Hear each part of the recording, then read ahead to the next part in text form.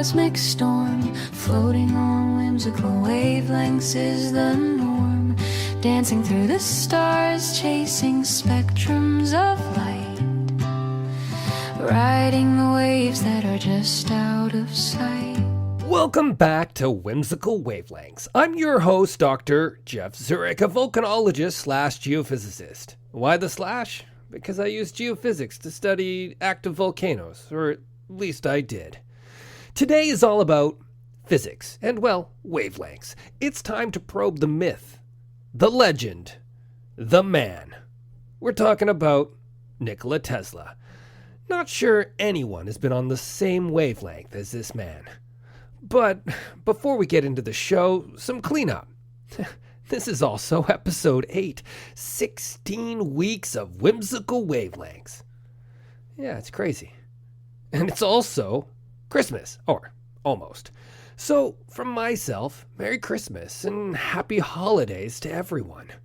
Regardless of what you celebrate, or don't, or whatever, let me give you a Christmas auditory hug. May your days be merry. As Whimsical Wavelengths heads into the new year, I don't know where it'll go yet, but there's more to come. Remember to give the gift of science and repeatable data. In other words, tell those who would enjoy this podcast about it. Oh, I may also have shirts. I have a shirt. A prototype? I'm not sure I can sell them or not, but I'm playing with new things, so stay tuned. I think next episode I'll come up with some way to give away this shirt. Well, okay, back to the topic. Nikola Tesla. He's been credited with large leaps forward, like alternating current or AC current, and wireless transmission, including things that are also conspiratorial or just not feasible, like a death ray and unlimitless free power. Yeah, his legacy is complicated. Well, this is not meant to be a biography. I feel like to do this justice, I really need to give some of the backstory to the man. How can we understand the myths and the conspiracy theories without some background? Let me be clear here. When it comes to the biography information, I'm relying on a variety of sources, by biographers and biographies, including the one written by the man himself. There will be several sources listed in the show notes of places to start. So Tesla was born in the Austrian Empire on July 10th, 1856. His father was a priest in the Eastern Orthodox Church. His uncle, on his father's side, was a lecturer at a military academy and wrote textbooks on mathematics. His mother had a talent for making tools, mechanical appliances, and had an exceptional memory. The point is that he had a family who had some skills. They were educated and among the elite. Had the opportunity to study and get educated to being highly intelligent. Okay, yes, it's more complicated than that. And to be honest, I'm not sure how much to read into all of it. Let's just put it this way. Everyone has their biases. And everyone has the events that shape us. Absolutely everyone. There seems to be three themes or events in Nikola Tesla's early life. One being the death of his older brother through a horse accident. 2, his own health problems. And 3, his father's pressure to make him follow him into the priesthood. So it is obviously much more complicated than that, with tragedy and other things as well. He definitely, probably like most of us, had baggage. When it comes to the natural world, I think most scientists have had something that grabs their imagination as a kid. Not meant to be a comparison, because that would be just plain silly. But for myself, I started off my own foray into science as a young kid, absolutely fascinated with dinosaurs. I was so enamored with the idea of exploring the past through the fantastic creatures through study. Yeah, my enthusiasm got my mom to take the family to the Royal Tyrrell Museum, located in Drumheller, Alberta, Canada. And I loved it. But I also remember learning an important thing. Because although I really love geology, the idea of getting bones out of the rocks, requiring hours of sitting still with toothbrushes and little picks. I couldn't sit still for longer than 5 minutes. I was a hyperactive, fidgety little kid. Shortly later, I began to turn to something I perceived to be more dynamic: volcanoes. And I was hooked on a lifelong scientific journey. Going back to Tesla, it seems he became enamored with electricity, an invisible force. The very first electrical-powered lighthouse was built the same year he was born. And Maxwell published his famous equations when he was just 6. It was an emerging technology. The world was changing. Nikola Tesla credits a science teacher for his interest in electricity. It often comes down to that one great teacher. As a teenager and a young adult, Tesla got sick, cholera. He was bedridden for 9 months and near death multiple times. It was a long road to recovery. His father, who wanted him to become a priest, agreed that if he got better, he would find a way to send him to engineering school. Then he fled conscription into the military and wandered around the mountains. This point is a little confusing, but really when it comes down to it, is that his life was just not without trials. There was many. And who knows what this really did to his views and outlook. At 19, he did manage to get enrolled in a college. Proved he was very smart. And then lost interest in the coursework and dropped out. Well, regardless of the reasons, the how or the why, it's an important step on his journey. There was lots of other steps along the way too, and if you're curious, I really suggest diving into the suggested sources in the source notes. Tesla's career finally got started in 1881 when he worked for the Budapest Telephone Exchange, switching to the Continental Edison Company in 1882. Here he got significant exposure to electrical engineering. Before long, he was designing and building improved versions of generating dynamos and motors. Being indispensable to the operations in Europe, he was brought to Edison Machine Works in New York City. That is the very abridged version of events. I've skipped over so much, but I think I've got the most important parts. 2 additional details. By Nikola Tesla's own account, he was extremely talented at visualizing complex machines and math in his head. He could work out theoretical designs in his mind and then directly translate them into prototypes. How Mr. Tesla describes this ability and how he honed it, to me, sounds a bit paranormal, if you will. Secondly, he seemed to have an, abnormal relationship with work. It's almost all he did from sun up to sundown, day in to day out. Work was his life. He didn't have any documented romantic relationships or the like. Okay, so he was highly intelligent and, strange. Often misunderstood and mysterious to outsiders. Carried some kind of baggage from his upbringing, trying to live in the shadow of his older brother who died young, vying for his father's approval, the church, and I don't know, I feel like there's something else I just can't put my finger on, or many things for that matter. I'm not a psychologist. All in all, it's clear to see he's an easy target for mythological ideas to be built around something bigger than the man himself. I also feel it is really important to reiterate at this point that every human is flawed. Okay, how about his accomplishments that changed the world? Nikola Tesla is definitely a clear example that one person can really change the world. Let's start with AC or alternating current and the induction motor. Before we move forward, I think it's really important that we define what electrical current is. And we're talking about alternating current here, and we've also been talking, and we'll talk a bit more about direct current.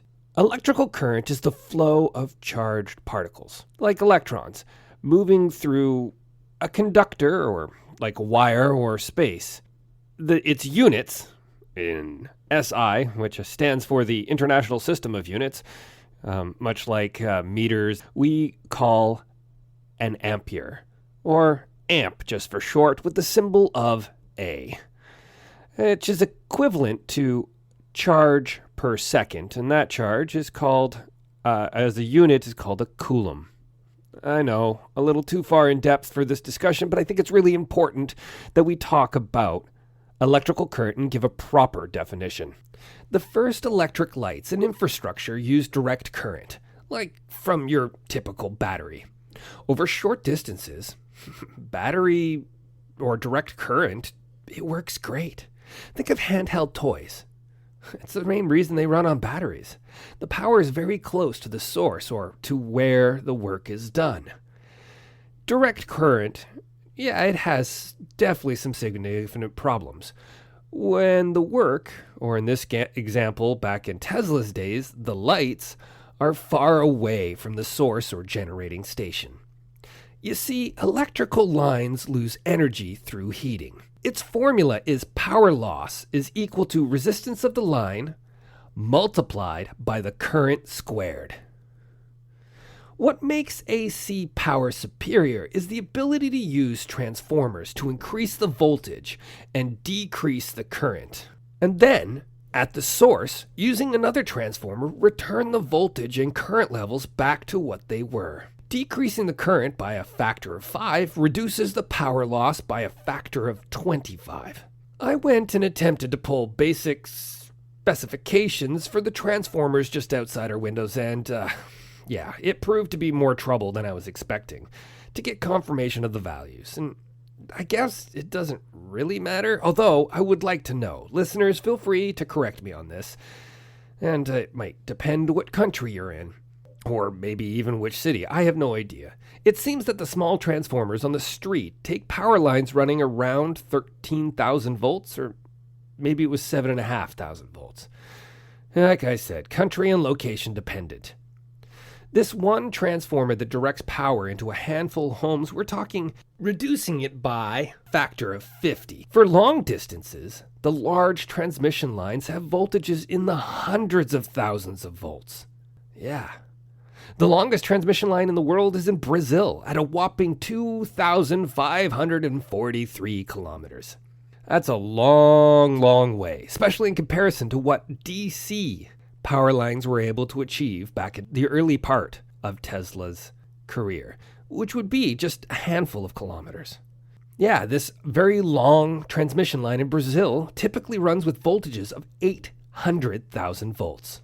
Oh. Do you know what a light bulb's favorite kind of news is? Yeah, you guessed it. It's current events. What really pushed AC power forward into the mainstream was Tesla's invention of an induction motor. What is it? Well, an induction motor uses alternating current to produce mechanical power. This type of motor is widely used in various applications and appliances and industrial machines due to its simplicity, durability, and efficiency. The point is, Tesla moved us forward and changed the world.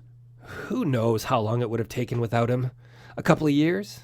Yeah, okay. Although scientific achievement was moving fast, like Galileo Ferris, an Italian professor who also invented the AC induction motor and did a lot of work to show that alternating current systems would be superior, he did all of this at approximately the same time as Nikola Tesla, completely independently. The difference was that Tesla patented his device and was in the right place to implement it. I have no doubt we would have switched to alternating current without Tesla, but it definitely would have taken longer. The science and the data were being collected and done.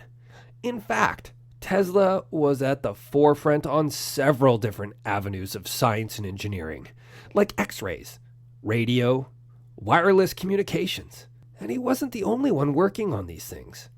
I have no doubt these inventions would have been achieved without his input, but the breadth of what he accomplished is something to behold, and frankly, hard to imagine.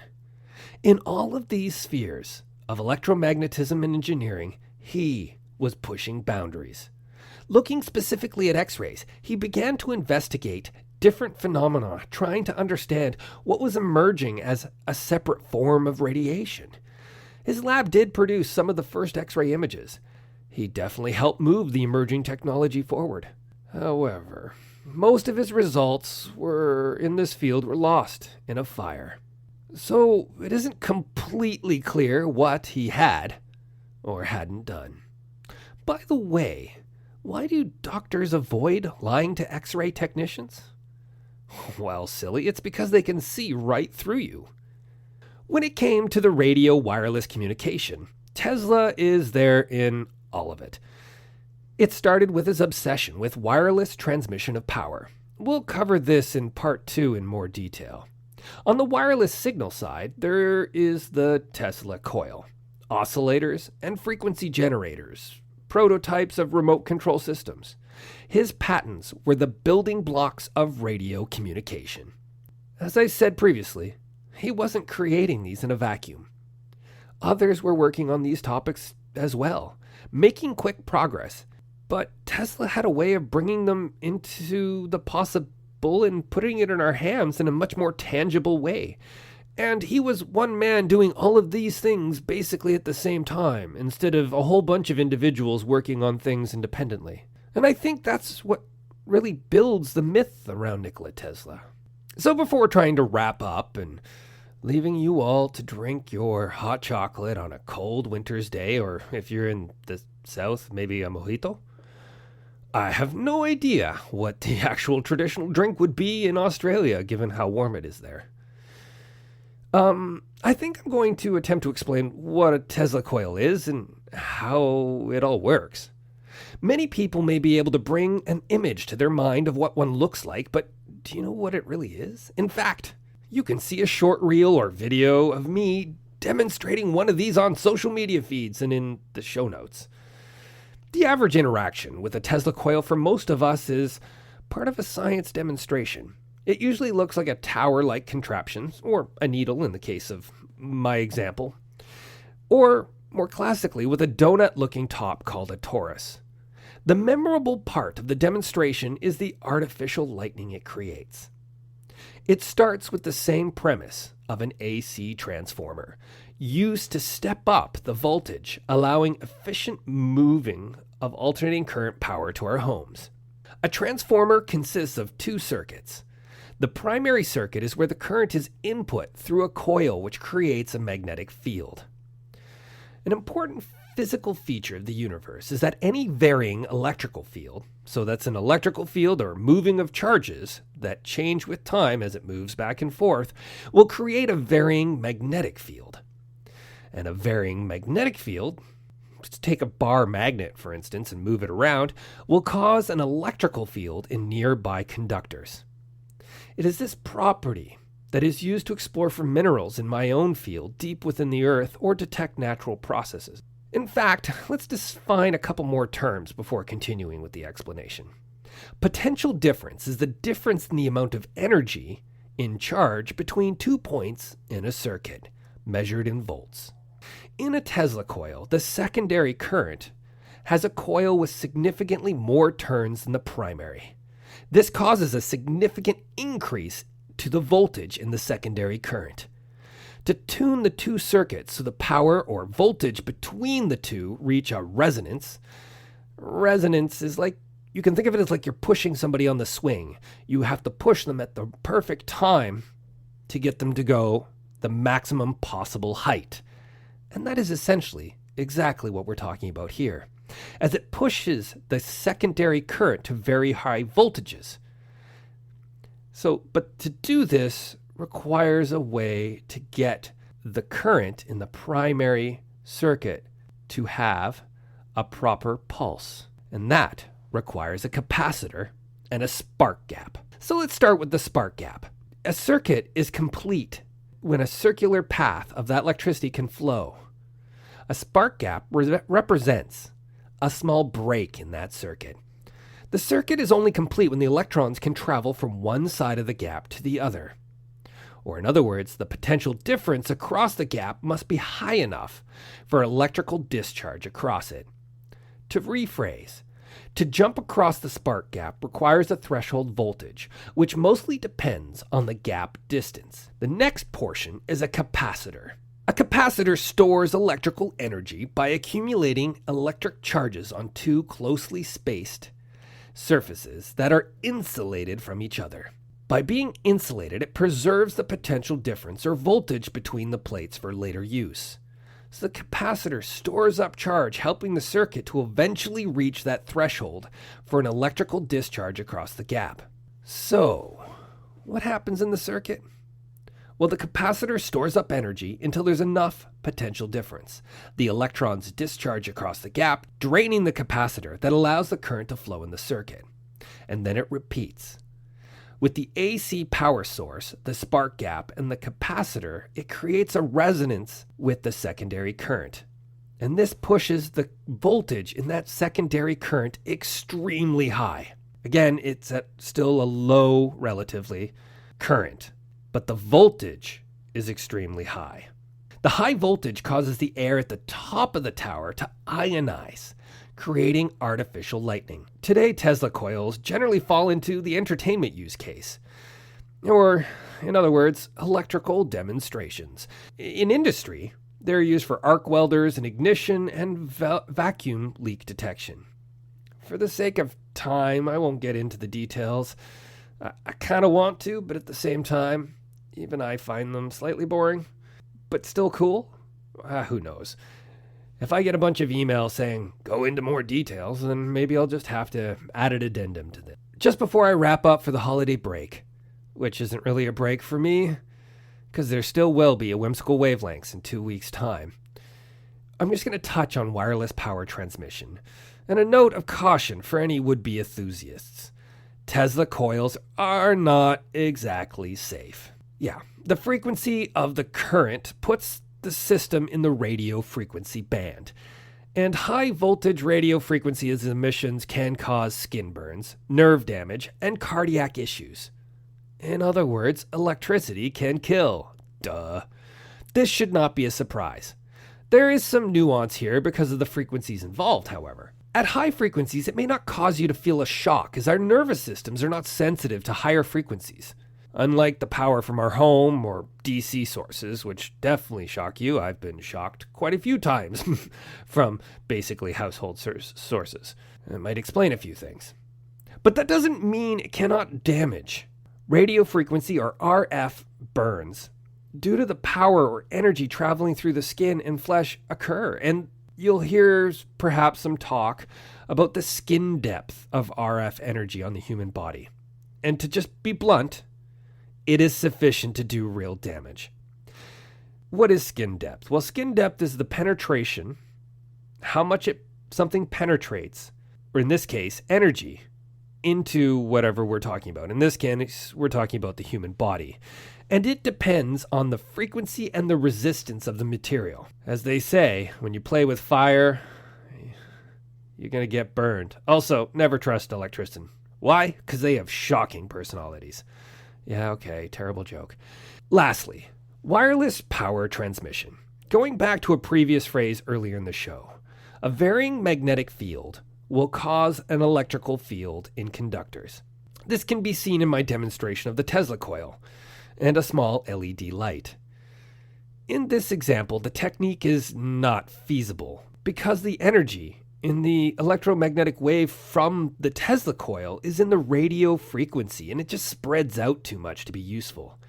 Instead, it needs to be concentrated and directed. And companies are playing with this game right now, being able to direct and concentrate this using infrared and microwave wavelengths.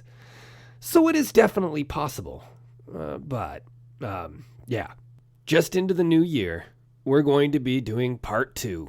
Where we talk about Nikola Tesla and how other people have seen him, the mythology, if you will, surrounding the man, and the conspiracy theories that have floated around him ever since his death. It should be interesting, especially now that we've gone through some of who he was and some of the accomplishments.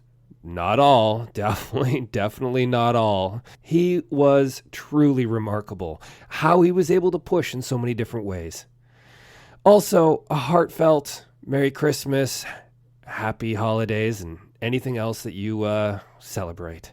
As we come into the new year, I'm going to be getting new guests. It's going to be amazing. And as I said at the beginning, I will have a shirt to give away. That's right. You can wear a Whimsical Wavelengths t-shirt. It won't have the whimsical cover art that you've seen thus far. It'll be something much grander, much more awesome. Yeah, awesome sauce. And just to close this out, you know the drill. If you've liked it, give it a rating.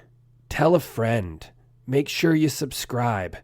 If you really, really, really liked it and you have the ability to support this podcast, you can sign up via my Patreon account and join a Discord server for all those Patreons to ask me more questions, make suggestions, and build a community across In a world podcast. so chaotic, next so misbehaved, echoes of melodies remind us it's always colors weave stories painting the sky, swaying to rhythms as the galaxies fly by.